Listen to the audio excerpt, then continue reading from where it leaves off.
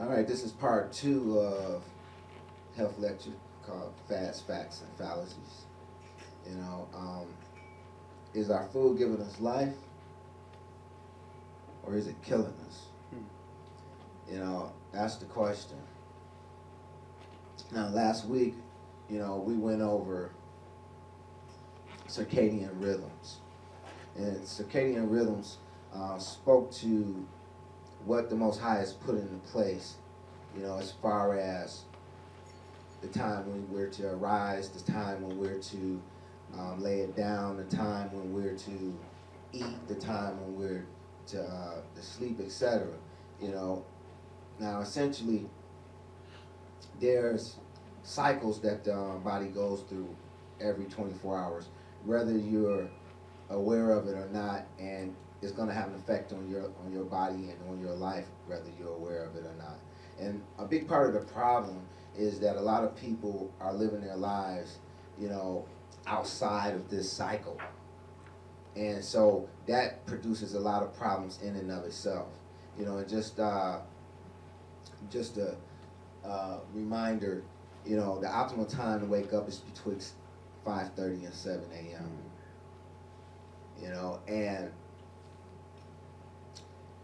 breakfast should be betwixt 7 and 8:30, at best. Lunch betwixt 12 and 1, and dinner at around 4, betwixt 4 and 5, and lunch should be the largest meal of the day. And so when we look at what we do in America, it's nowhere near this. For most Americans, the largest meal is dinner, and dinner oftentimes come after 6 p.m. Well, the digestive cycle is over at 6 p.m. So everything that you eat is just sitting on your stomach. And instead of taking 4 hours to digest, it's taking 8 to 12 hours to digest. And so that's a big part of the problem in and of itself.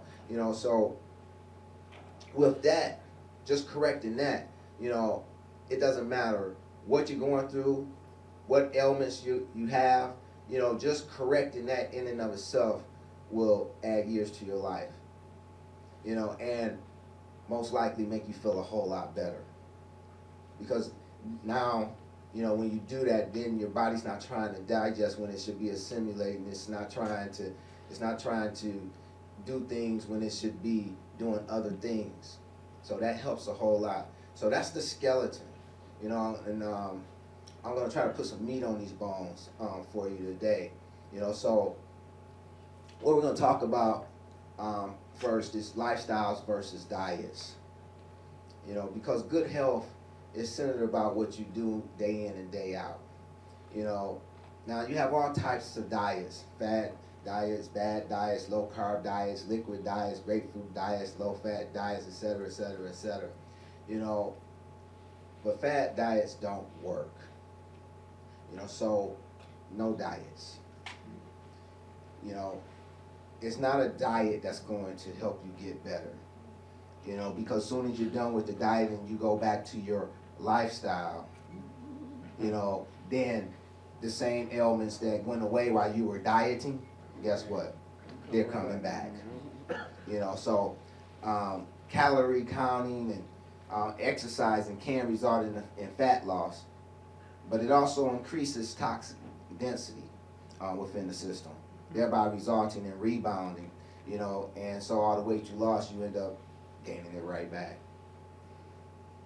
So that's one of the things that you have to be cognizant of, and you have to, really pay attention to, get away from the diets and pay attention to your lifestyle, because that's what's going to help you get better. Now you need to love yourself enough to live a healthy lifestyle, because if you don't live a healthy lifestyle, then chances are you're not going to get better. And I don't know if you guys know how the medical establishment establishes their diagnosis and prognosis, but they go off of something called the Merck manual. And basically you go in and you tell them all your symptoms, and then they look in the Merck manual and they see which grouping of those symptoms speak to what disease, okay? And then they look in that Merck manual and it tells them the prognosis, i.e. what's going to happen, while you have this disease. And it is extremely accurate for those living, sadly, that is, with the standard American diet. But they haven't written the book for people who get away from the standard American diet and start living a healthy lifestyle. That's when you see miracles happen. And it doesn't matter what they call the disease.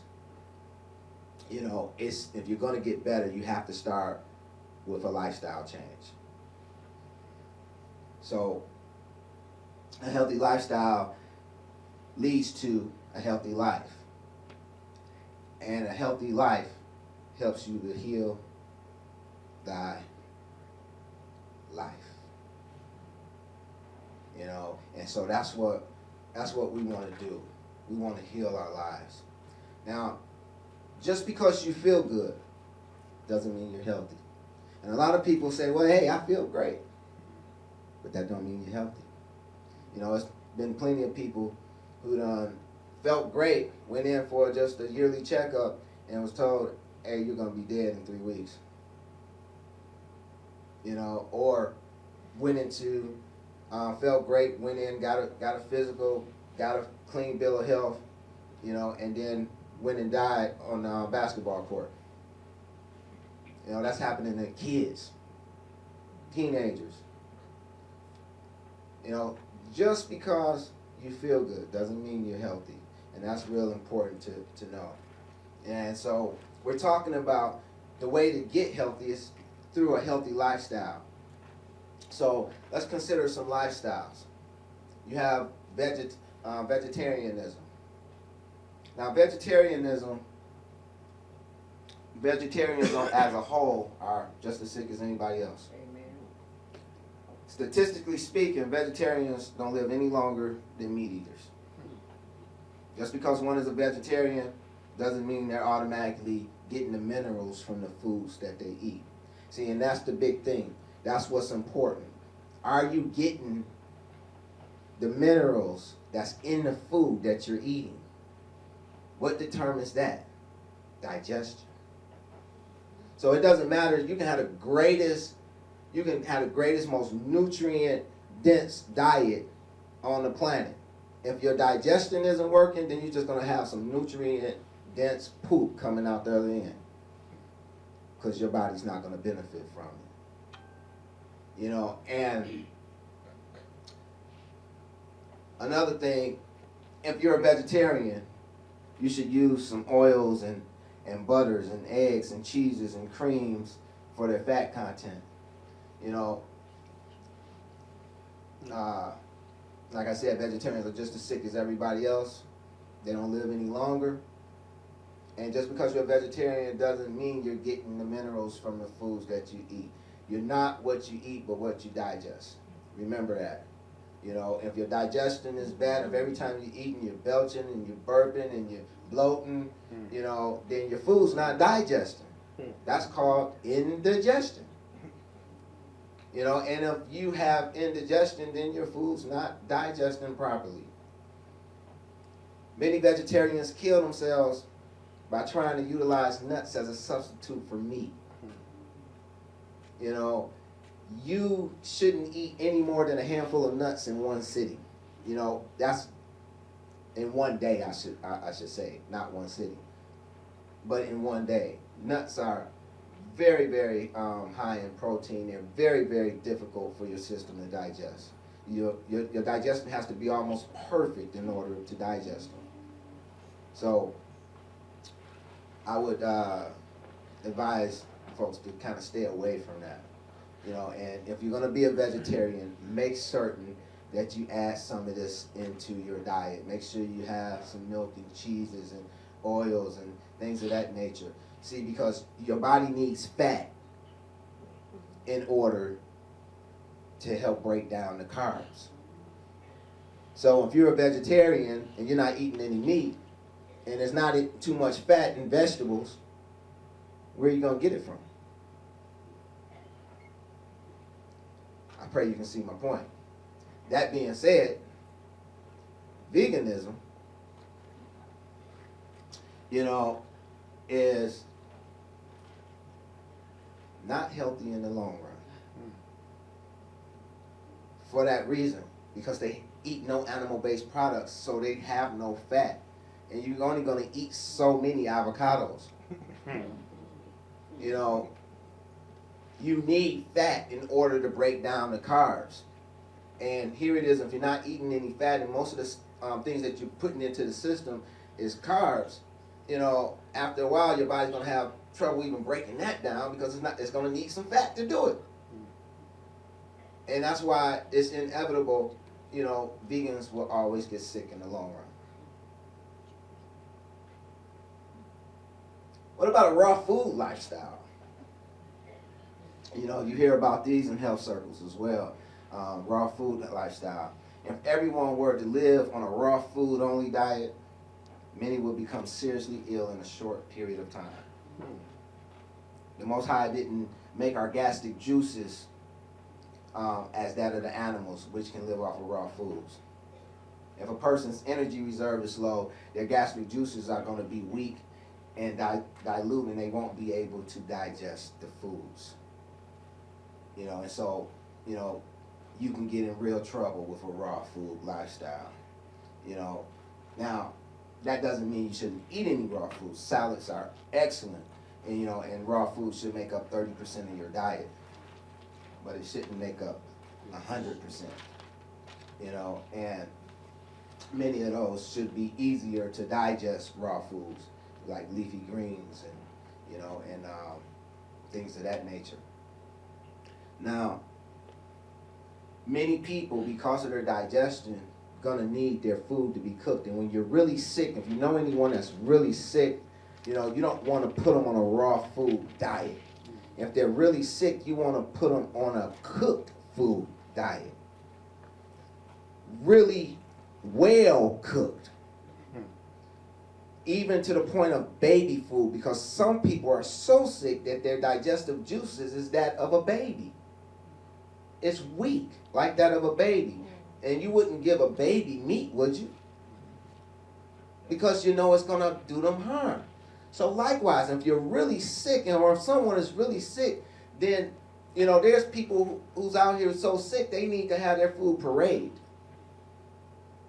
And they need to consume their foods in the consistency of that of baby food, because that's all their body can handle. And then you build the system up. You strengthen it.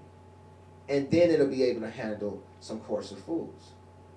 So a raw food lifestyle is not the type of lifestyle you want to do.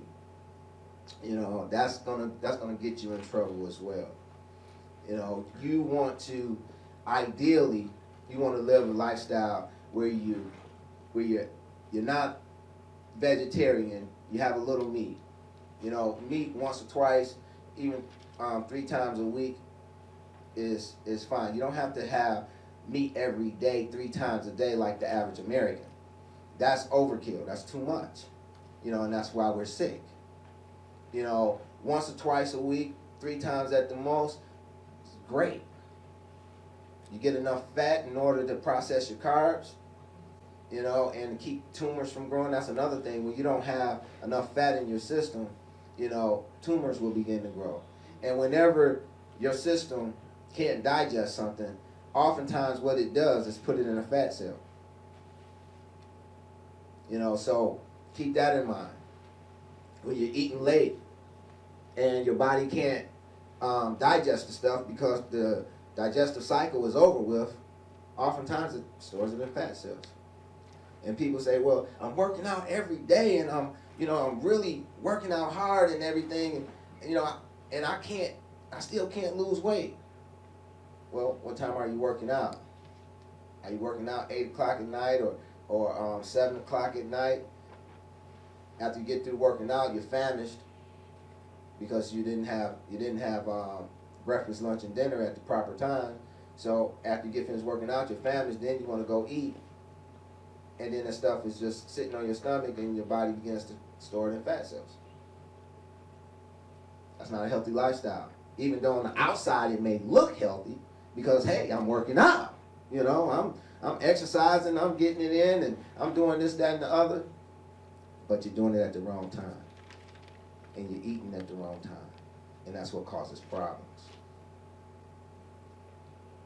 So, we're going to talk about some foods and cooking. Aluminum cookware is a very soft metal and will pit very easily. Those pits are where anaerobic bacteria or botulism type bacteria can get in and cause toxins to get into the foods when it is cooked. You know, you want to steer away from aluminum cookware.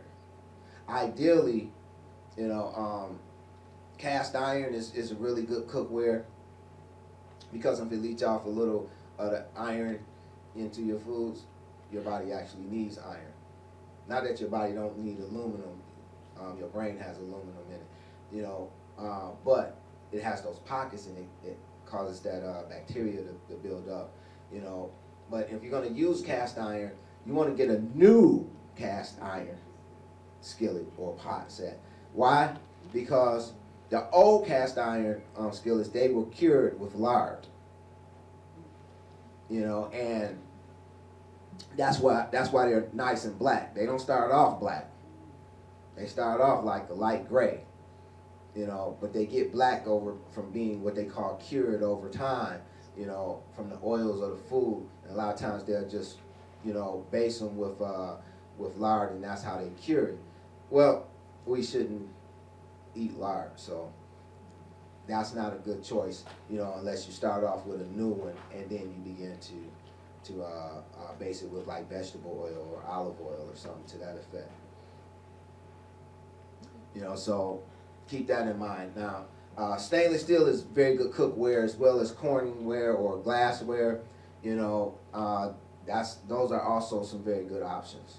But try to stay away from the aluminum. White potatoes. You should take this off your menu.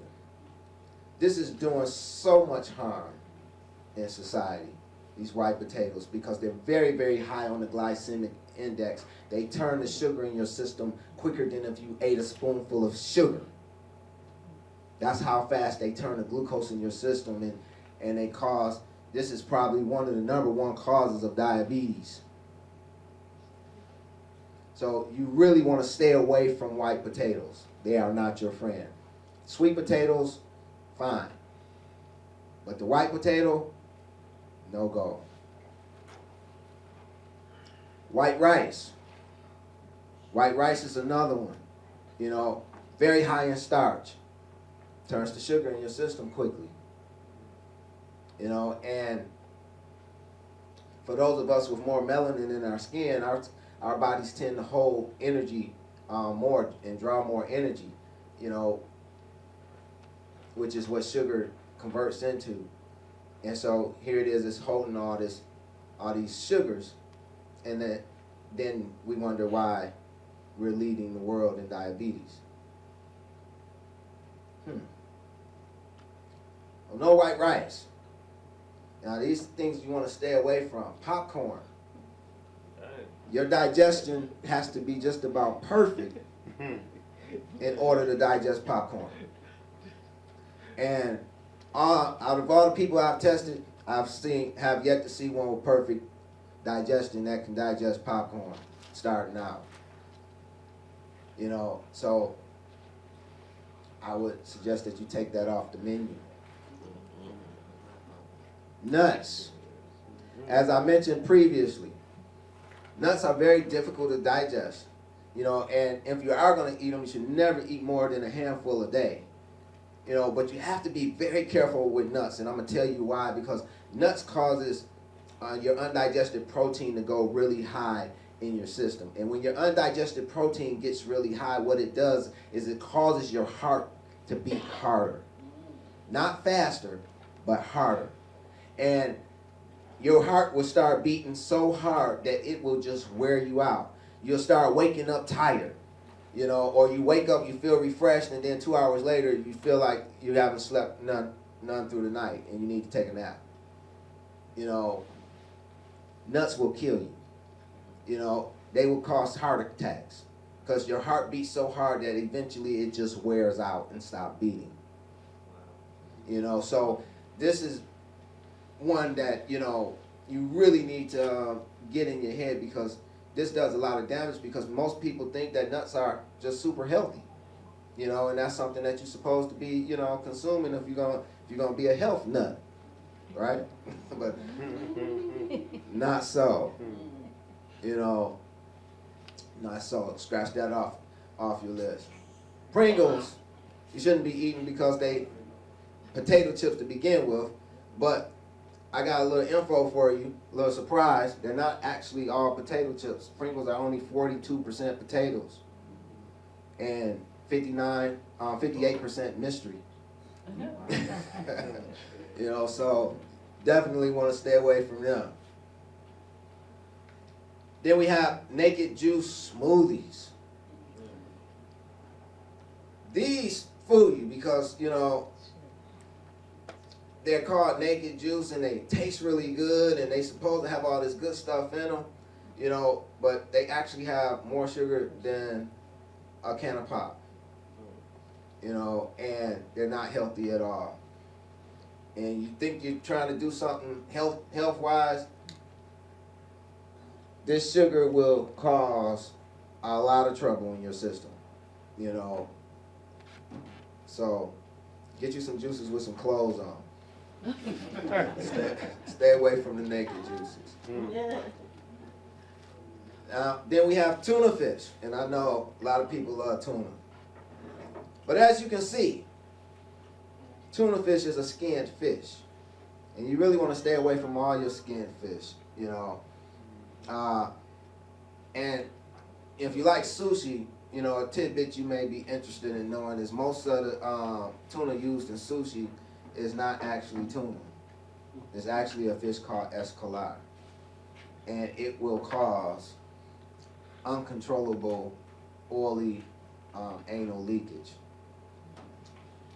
That sounds great, right?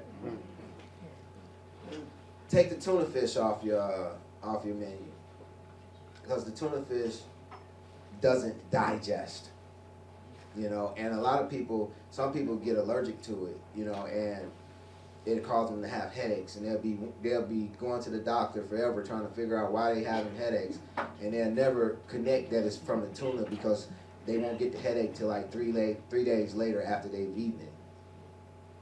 And so they will never put 2 and 2 together that it's actually the tuna. Now, you had this fad, you know, about apple cider vinegar, you know, and you know, you have a lot of people that tout that apple cider vinegar is good for everything from A to Z, you know, and there's a popular tonic, if you would, made from apple cider vinegar and honey, you know, and they say, you know, that this is a good tonic, you know, and it is for some people, but for others, not so. Imagine, if you would, you have somebody's system that's overly acidic and they're diabetic. Do you think drinking acid and consuming sugar is going to help them or make them worse? See my point? You know, that is not a good thing, you know, and that's the whole thing. The whole reason I do what I do, the reason I test people, is so that we can know where you are. You know what I'm saying? You know, it gives you the "you are here" stickers. So if you're in the mall and you're trying to find good health department store, you know, and you're looking at the map, if you don't know where you are, you don't know where you need to go, which direction you need to go in order to get to a good health department store, even though you see it on the map. You know, and taking Bragg's apple cider vinegar blindly and not knowing could be a very, very dangerous thing. You know, because if your system's already acidic and you start consuming vinegar, which is an acid, you're heading for big trouble.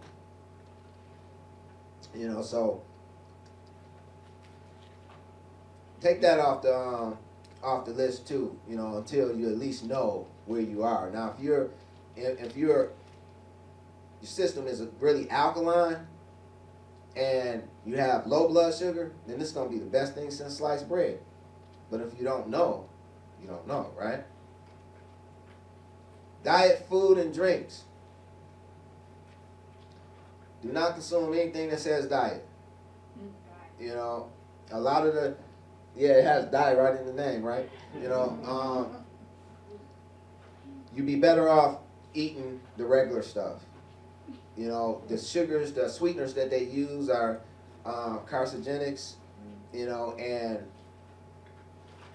in most cases, you know, they're much worse than their counterparts that's supposed to be not diet. And in some cases, have even more calories, you know, than the stuff that's supposed to be, you know, non-diet. Unclean meats. You know, now I know this is a soft spot for a lot of folks, you know, but it turns out that the Most High actually knew what he was talking about when he said don't consume unclean meats. You know, they're all scavengers, and when you consume them, they cause your ureas to go sky high just like those nuts. Wow. You know, and they digest too fast in the system. Where clean meats, you know, may digest, you know, up to 18 hours. You know, these unclean meats digest in like 3. And it's so fast, you know, that your body can't use the nutrients that's coming from them. You know, because they're the calories that they're giving off are so hot, it actually destroys some of the cells, you know, rather than neutralizing them. You know, so stay away from the clean meats, from the unclean meats, you know, and, you know, in case you're not familiar with them, you see we have some lobster here, we have some crab, we have some mussels, some shellfish, shrimp, crawfish, yeah, all that good stuff, you know. And let's not forget, yeah, let's not forget old Porky Pig, you know. Yes, you know, you want to stay away from these unclean meats. They are doing a lot of damage, you know. And the part about it that is that you don't feel it right off, you know. But later on down the line, trust me, it takes its toll. It takes its toll. And like when I test people, I can immediately tell if they had pork or if they had some unclean meats, some shellfish or something to that effect, because it causes the system to lose energy. And so, you know, if I put you on a program and I know you're gaining energy, then you come in and you done lost energy, you know, you did something you wasn't supposed to. You know, and that's a big one. But clean meats are okay. See, it's not that we can't have meat, you know, clean meats are okay, you know. We have fish as long as it has skin, fins, and scales, you know. We have turkey, we have chicken, we have beef, you know, and so we can have clean meats, you know, but even with the clean meats, we're commanded not to eat the blood of the animals. The animal's blood is usually where the diseases are carried. And we're also told scripturally not to eat the fat. The fat is where the toxins are stored. So again, Most High, I think he knew what he was doing. You know, so animals are capable of carrying much higher levels of undigested protein in their blood than we are. So when we consume them with their blood, you know, again, it causes the undigested protein to go real high, causes your heart to overwork, and could bring about heart attacks and strokes and things of that nature. You know, so you want to try to make certain to get all the blood out of the meat and cut away all the fat. Now, one of the ways to do that, you know, actually is it's a process, but it's like a 2-day process, and I know it's in our fast-paced society, a lot of people too lazy to actually do it, but I'm gonna tell you how to do it anyway. You take your meat, you know, and what you do is you soak it in a brine, for 12 hours, and that brine should consist of a quarter cup of salt to a quart of water, and what you do is you just let it soak for 12 hours, and then after those 12 hours, it would that brine, that salt would pull all the blood out of the meat. And then you have to let it soak for another 24 hours in just clear water, and that'll pull the salt out. So you got to get the blood out, then you got to use the salt to get the blood out, then you have to use clear water to get the salt out, and you change the water several times while you're trying to get the salt out, and then your meat is ready to cook. But I tell you what, I guarantee you it'll taste 100% better. It makes a big difference in the taste. All right. Yeah, that's at room temperature. Sea salts. We have Celtic sea salt, Himalayan sea salt, aka pink gold. Yeah. Fleur de sel, aka flower of salt. We have flake sea salt, Hawaiian sea salt, Italian sea salt, coarse sea salt, smoked sea salt, iodized sea salt, and even rock salt. You don't want to consume any of these sea salts. And that's another fallacy, that sea salt is better than regular salt. It is not. Regular salt is sodium chloride. Sodium chloride is one type of salt. Now, one of the things that build up in your system, that builds up as garbage in your system are the salts, mineral salts. And so when you start looking at a system full of, a salt that has 10, 12 different types of salts in it, all at different molecular weights, that's going to be much harder to get out of the body than one type.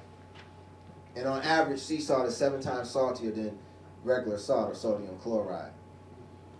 And it causes a whole lot of problems in the system.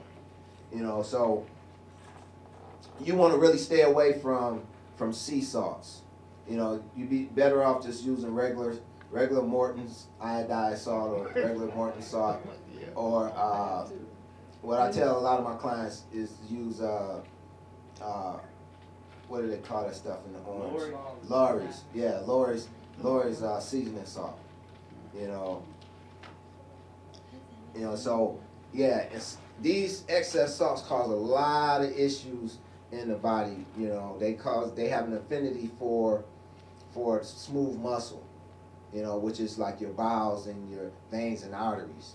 And these are the culprits that's behind like heart disease and high blood pressure and you see people walking around with what they call that beer belly.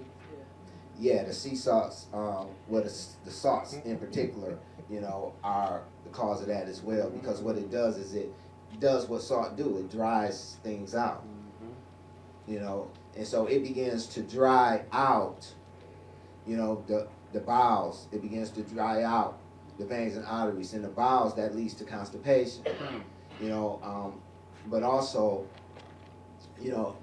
it stores in those bowels, so that leads to constipation, and then in the veins and arteries, it begins to dry them out, and they call that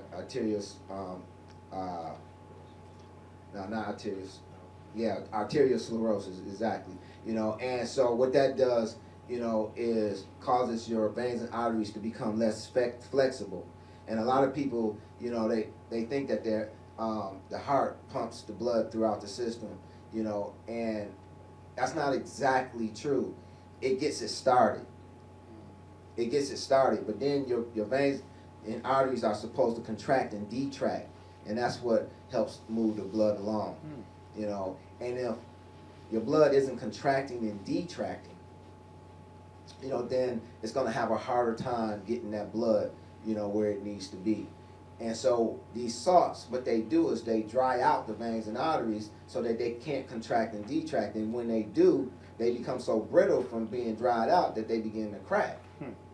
And so then your body creates this patch-like substance to keep you from springing a leak, because we can't have no leak in the system, right? Nope.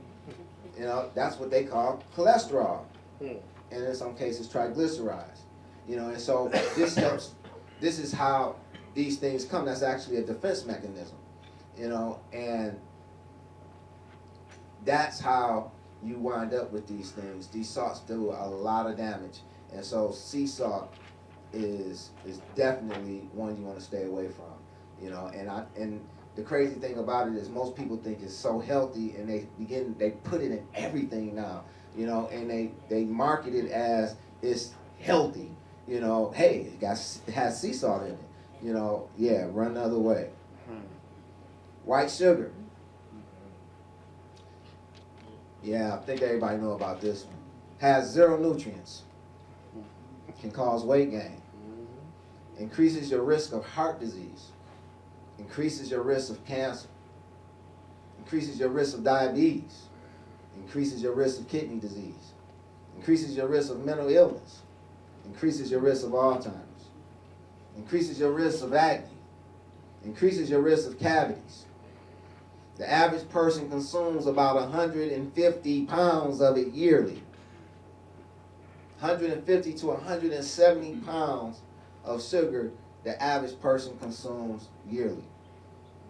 You think that could cause some problems? You know, it's safe to consume if you consume about 5 pounds yearly. But 150 to 170 pounds, yeah, that's a problem. And it's as addictive as crack cocaine. So, you know, I'm gonna tell you something. You know, like a lot of your alcoholics, they really just have sugar issues. You know, most of them have low blood sugar, and so they begin to crave the sugar, just like, you know, you get these sugar cravings, except for they get their sugar through the alcohol, because most of alcohol is made from grains, which turns into sugar in the system. You know, and so this is why they have such a hard time getting off the stuff, because they don't realize that they're really just craving the sugar. And one thing about alcoholics that you'll find is that they usually don't like sweets.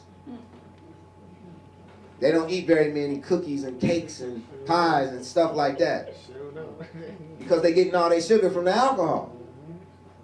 But as soon as they stop drinking, they can't get enough cookies, cakes, and pies. Yes, that was nice, wasn't it? You know? So, you want to stay away from that white sugar. You know, it is problematic. You know, there are people that's in the nut house because of sugar issues. Whenever your sugar goes up too high and drop way down real fast, it causes mental issues. You know, and a lot of people with mental illness simply have sugar issues. You know, carbonated beverages. Most natural health practitioners will say that carbonated beverages are bad for you, but there are times when they may be beneficial. Say you had super low blood sugar. You know, you can get some sugar from one of these carbonated beverages if you felt like you were about to pass out or something to that effect. You know, so we don't want to throw the baby out with the bathwater here. In cases of indigestion, the carbonation can help relieve excess gas trapped in the stomach, unless the person suffers with high sugars, of course, then we want to stay away. Also, in cases of extreme low blood sugar, carbonated beverages could be a good way to boost the sugar levels quickly. I just said that, didn't I? Okay. White flour. White flour, after processing, is a starch. You know, you want to stay away from it. Most of your white flour, when you read the ingredients, it will say enriched. Well, enriched means they took all the nutrients out and then they tried to put them back. Problem is, they took out 20 different essential nutrients and they only put back like 5. So you don't want to do that, and your body reacts to starch the same as it does sugar. So this becomes just another form of sugar in your system. Matter of fact, when you're reading ingredients and you're looking at, you're trying to count how much sugar is in something, when you see carbohydrates, or starch, yeah, count that as the sugar as well. It's one of the tricks that they do to throw you off, so that you don't know how much sugar is really in something. White flour is okay if you consume about 5 pounds yearly. Anything over that is going to cause problems. Whole milk.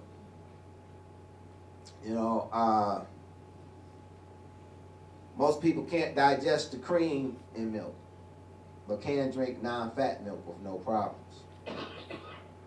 Only those who are needing more fats and oils in their diet should consider drinking 1 or 2% whole milk. A fallacy about milk and dairy products as a whole is that they produce mucus. Dairy products do not produce mucus. Actually, and some people think that they're allergic to dairy products because when they eat them, they get aches and pains. Well, I got news for you. You're not allergic to it because you're getting the aches and pains. Actually, you have parasites. And the parasites are consuming the calcium gluconate that's in these dairy products, and that's what's causing the aches and pains. And their excrement is what we call mucus. And so that's where the mucus is coming from. It's not coming from the milk. Raw milk. If one's going to consume milk, raw milk is a much better choice, but they should still remove the cream. To do so, simply allow raw milk to set so the cream can rise to the top and then skim it off. Some people think that adults shouldn't drink milk at all. But milk is a very rich source of the most needed mineral in the body by weight measured than any other thing, and that is calcium. And it's high in calcium gluconate, which is a neutral calcium, which you can never get enough of. Therefore, non-fat, i.e. skim milk, can be very beneficial in many folks' journey back to good health. Someone's really sick, that's a good thing to give them. Now some people are allergic to milk, but the symptoms would be diarrhea shortly after drinking it. And the raw milk has more vitamin C than the pasteurized milk. Eggs. Even though I like the thought of my eggs being fertile, which produces the brown eggs, there is only a minute difference betwixt the brown fertile eggs and the white non-fertile ones. It really doesn't make a difference at the end of the day. More importantly, you should be concerned how and what the chickens were fed. That is, you want free-range chickens that haven't been pumped full of growth hormones to produce your eggs. Butter versus margarine. Butter is really difficult for the system to digest. It's really heavy. It's hard for the system to digest. If you can find a margarine that's made from pure olive oil, that would be ideal. Corn oil would be another choice, but most of the corn oil is GMOs, so you run into that issue when you start messing with the corn. And, I hate to tell you, but a lot of the olive oil is actually not even olive oil. A lot of it is soybean oil, made to taste like olive oil. So, gotta find you a brand that actually has some integrity. Chocolate. Chocolate contains tannins like tea, which causes the capillaries in the kidneys to shrink. You think that's a good thing? It is not. Chocolate can cause kidney pain. Chocolate can lead to high blood pressure. Children cannot digest chocolate. And since I brought up children, another mistake that a lot of people do in this country is give children meat. And I know children look like little adults, but they're not. And children cannot digest meat. And you say, well, where are they going to get their protein? From everything that they eat. Protein is in everything. You know, all your vegetables have protein in it. So don't worry about the protein. You know, the people who started that not enough protein stuff was probably the protein industry, you know, the meat industry. You know, children can't digest chocolate and they can't digest meats. You know, children shouldn't have meat until they're over the age of 12. Wow. Why? Because their digestive, their liver isn't mature enough to make the digestive juices strong enough in order to break down the meat. And so all it's going to do is work to constipate them. Then you're going to wonder why your children can't sit still, why they running around like they got a battery in their behind. It's because they're severely constipated. They don't have ADHD. They have meat in their system that won't digest. And that's why they run around and can't sit still. You know, you have to stop giving the kids meat. They're not little adults. They're kids. Their bodies cannot digest it. Just like a kid can't produce a baby. A young girl can't have a baby until she reaches puberty. A young man can't produce a seed until he reaches puberty. Why do you think that is? It's because the gastric juices haven't gotten strong enough to extract the minerals, you know, manganese in particular, from the foods, because it's a heavier element. It's a heavier element, and so if it can't extract it from the food, then it's not going to be there, so their reproductive area is not going to mature. Well, it's the same thing with the meat. You know, it can't digest the meat. You know, so that's another thing to take into account. And also, a chocolate bar can have as much caffeine as a cup of coffee. Keep that in mind. Speaking of coffee, there's a time to drink coffee and a time not to drink coffee. One reason to use coffee is that it acts as a diuretic within the system. So if you're having a problem and you need a natural diuretic, you know, have a little coffee. Most folks over 30 could actually benefit from a cup of very weak coffee. Not that stuff like they sell at Starbucks and these other places that you know, make you stiffen up, you know. But make like a half a cup or a quarter cup and fill the rest with water, and that's a very weak cup. It's also great for hot flashes, you know, because caffeine is the enemy of alcohol, and the reason that the women have the hot flashes is because of the excess alcohol. When your body has too much sugar, it actually makes alcohol from the excess sugar. The pancreas makes alcohol from the excess sugar, and that's what causes the hot flashes. Some coffee would help. Remember what we was talking about with the alcoholics, how alcohol is mostly alcohol, you know, well, mostly sugar, okay? And so you get an alcoholic, he has a hangover, you know, he drinks a cup of coffee, the headache goes away. Why? Because it destroys the alcohol. You know, so, you know, that's what you want to do concerning that. Now, most folks over 30 could actually benefit from a weak cup, you know, because it acts as an aid for the kidneys. It helps to open the cells of the kidneys and make way for easier flow of fluids to pass through them. Yeah. But if one suffers from low blood sugar, or if they often get cold hands and cold feet, they never want to drink coffee, because that means that you have a lack of alcohol in your system. You know, and so you would actually want to stay away from coffee, because that'll make it worse. You know, also teas.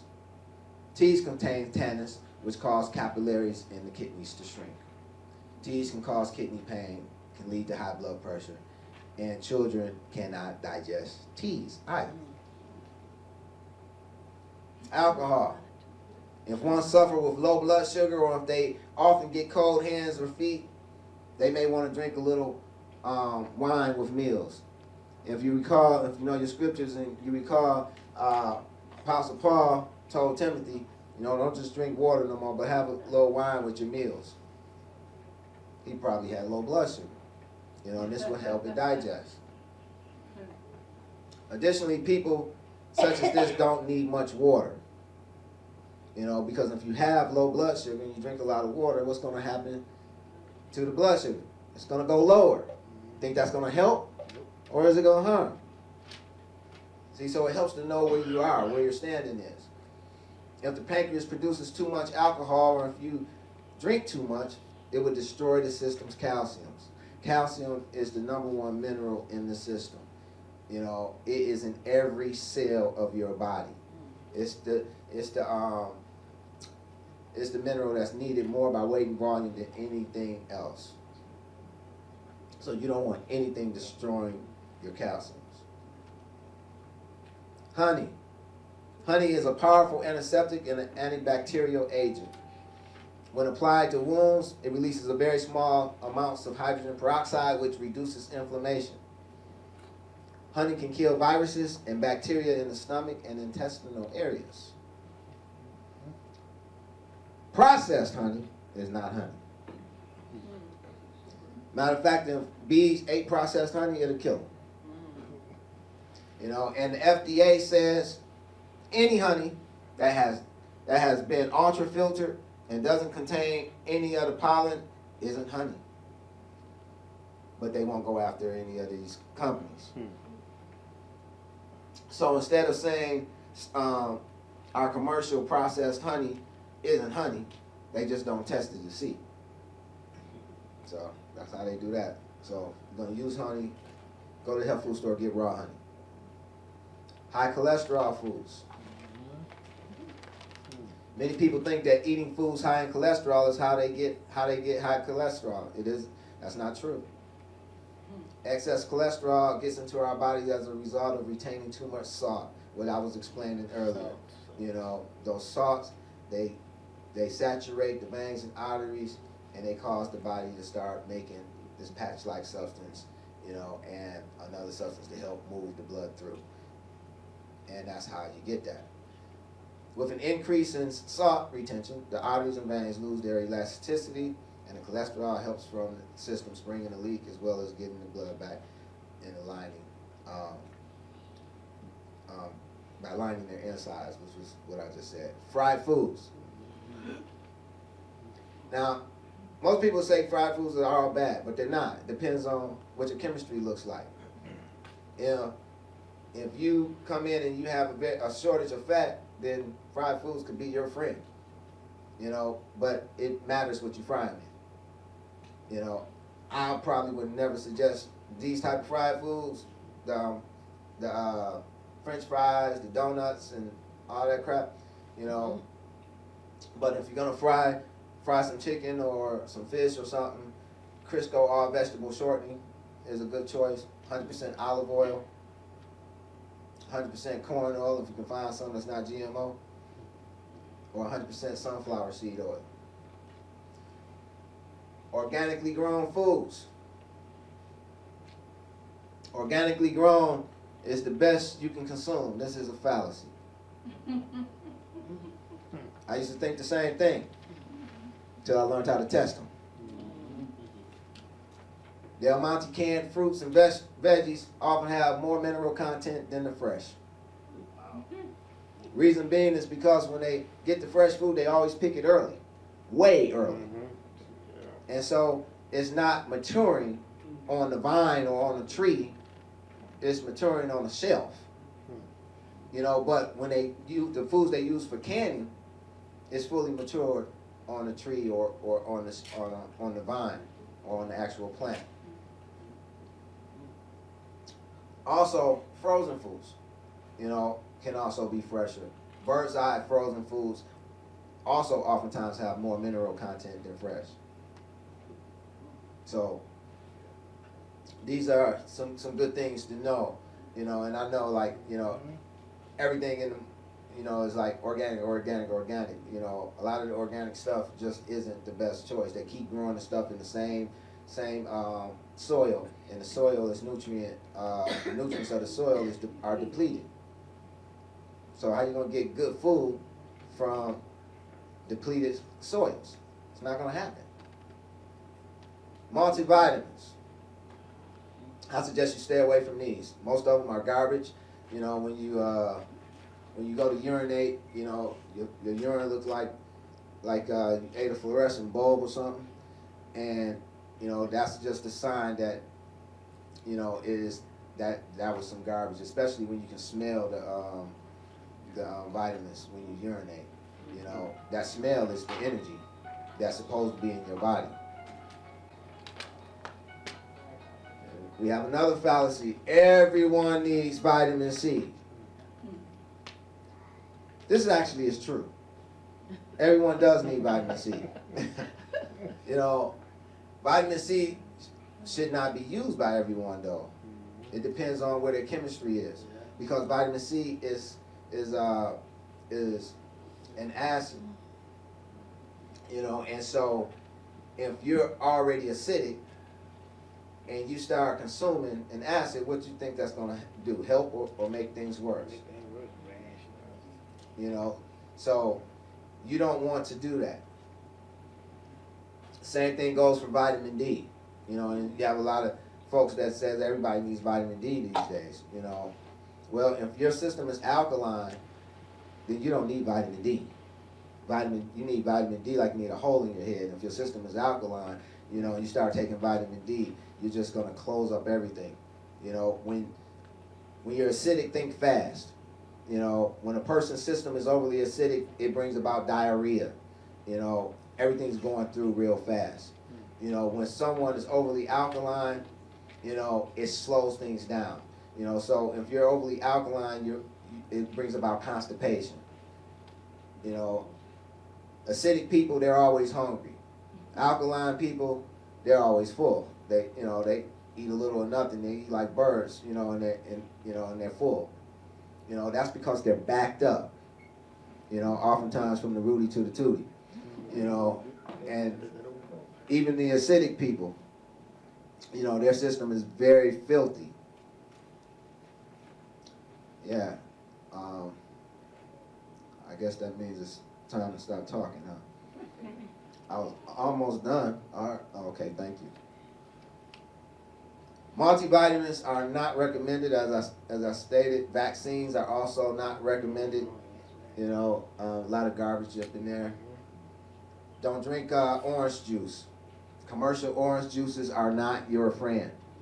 You know, commercial orange juices does not contain any natural occurring vitamin C. It's stripped out.